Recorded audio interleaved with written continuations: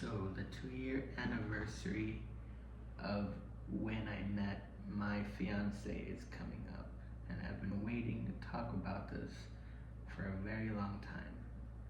So let's talk about it.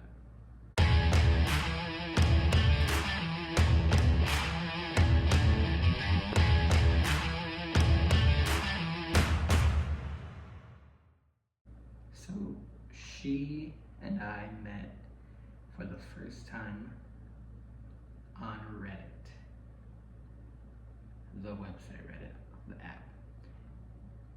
We met on a subreddit that is meant for people looking for partners. It's for people looking to meet someone to enter a relationship with. And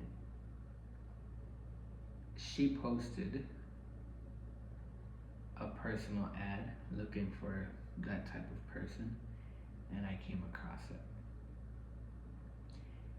And I messaged her, not really expecting much, but I messaged her because what she posted in the ad seemed appealing to me. She posted mostly about her interests and what she was looking for. And imagine my surprise when just a day later she responded to my message. That's not something that happened very often. Every now and then somebody would respond on Reddit, but the conversation would die down for whatever reason. But still, it was better than Tinder or any other dating site for that matter, so I went to that subreddit relatively often in hopes that one of those conversations wouldn't die down. And so this time it didn't die down. In fact, she asked for a photo. And normally when somebody continues the conversation and we get to the point where they ask for a photo, after that, if the conversation didn't already die down, after that it would normally. But this time it didn't. I sent her a photo of myself and she continued the conversation. And I asked her for a photo of herself and she sent me one. And I was blown away by that photo. I can't show it because she's very camera shy, but I could tell she was very attractive. And I was in disbelief. I was like, is this really happening? Like, I'm not only talking to somebody, but I'm talking to somebody that's pretty good looking. Anyway, so the conversation continued on for a few days, and we ascertained that she and I were looking for the same things. Actually, in her case, she told me she was looking for two things. The first, she wanted somebody that could help her leave her country.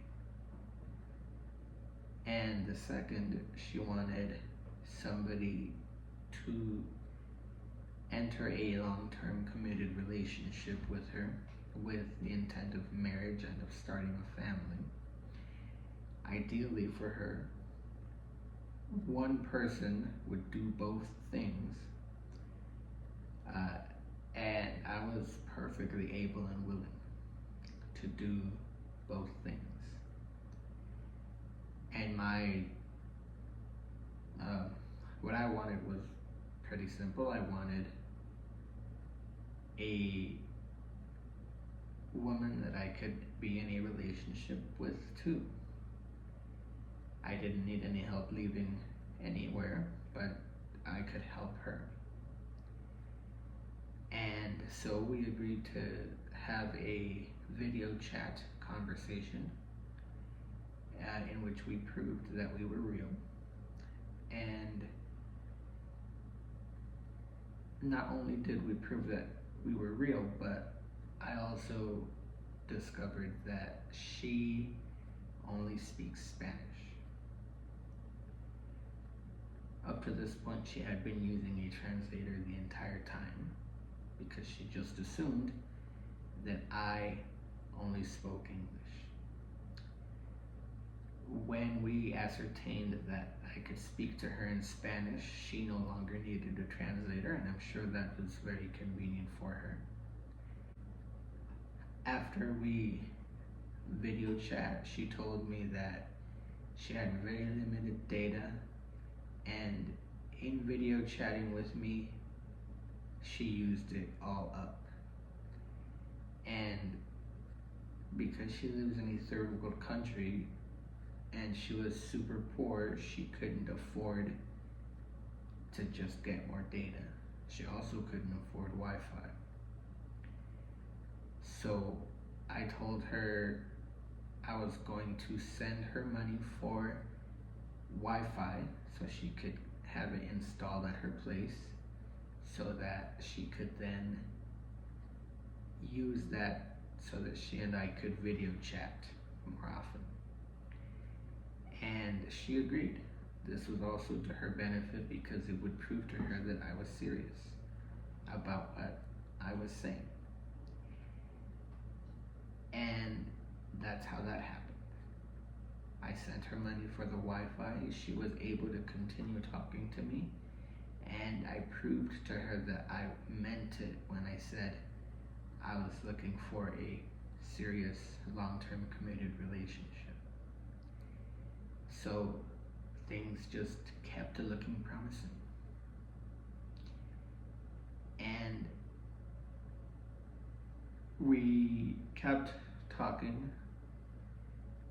We started making plans to meet.